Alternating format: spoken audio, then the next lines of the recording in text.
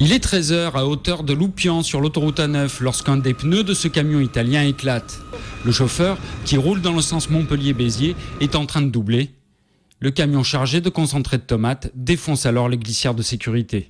Il a perdu le contrôle de son véhicule pour venir en sens inverse, se coucher en voie opposée et percuter un autre véhicule poids lourd.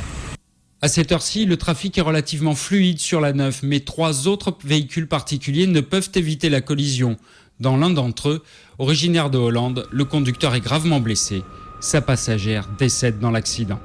Ça roulait pas vite, hein. Il y avait vachement d'espace entre les véhicules. Ça roulait tranquille hein, et c'est le véhicule qui est arrivé d'en face qui a tout chamboulé.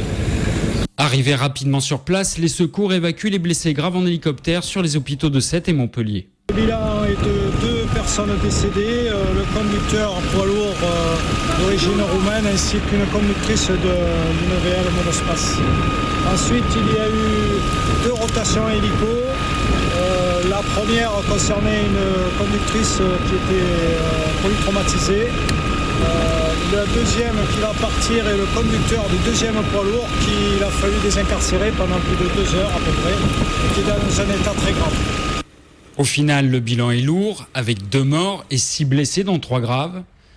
Encombrés de déchets et des carcasses des véhicules, rendue extrêmement glissante par le concentré de tomates du camion italien, l'autoroute est restée fermée de longues heures dans le sens Béziers-Montpellier.